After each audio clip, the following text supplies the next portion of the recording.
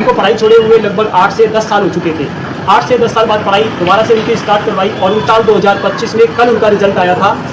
19 जून को उनका रिजल्ट आया है और आज उनका रिजल्ट मैं उजागर कर रहा हूं इस वीडियो के माध्यम से सभी स्टूडेंट्स के सामने। और तो जिस लड़की ने 12वीं पास किया है उसका नाम है संजना संगत। जोर से तालियां बजाकर, जोर से तालियां बजाकर।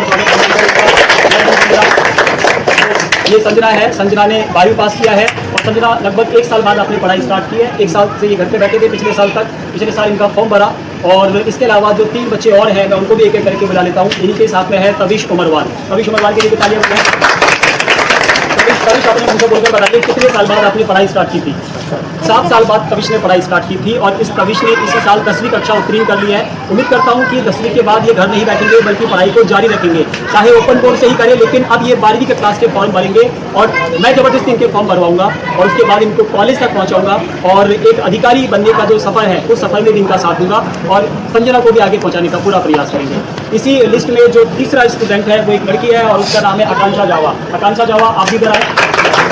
आकांक्षा जावा, आप इधर आकर बताएं कि लगभग कितने साल बाद आपने पढ़ाई स्टार्ट की थी? जोर से बोलो।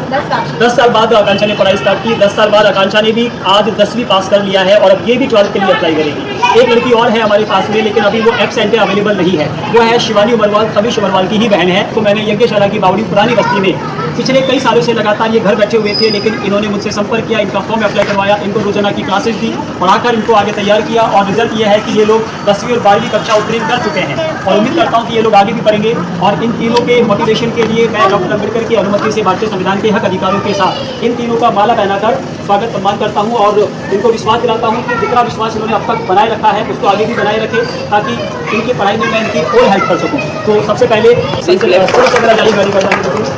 और सेकंड नंबर पे फिर से एक लड़की है आकांक्षा जावा, इन्होंने 10th पास किया है। और थर्ड नंबर पे यहाँ पर तविश उमरवाल, इस लड़के ने भी 10th पास कर लिया है।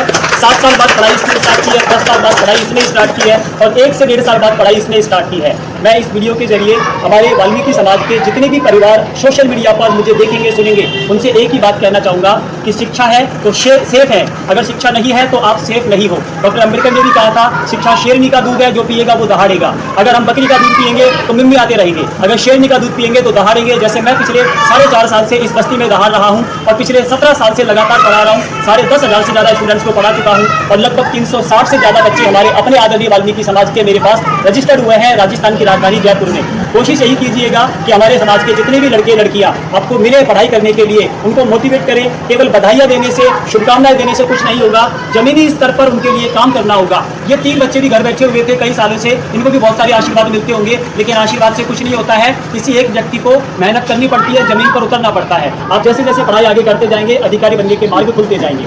और इनके साथ साथ इनके मम्मी पापा भी मेरे पास यहाँ पर अभी आए हुए हैं। मैं उनसे भी, आपके मम्मी पापा आए हैं? मम्मी आई है। तो तविश की मम्मी कहाँ पर है? मैडम आप इधर आ जाइए एक बार।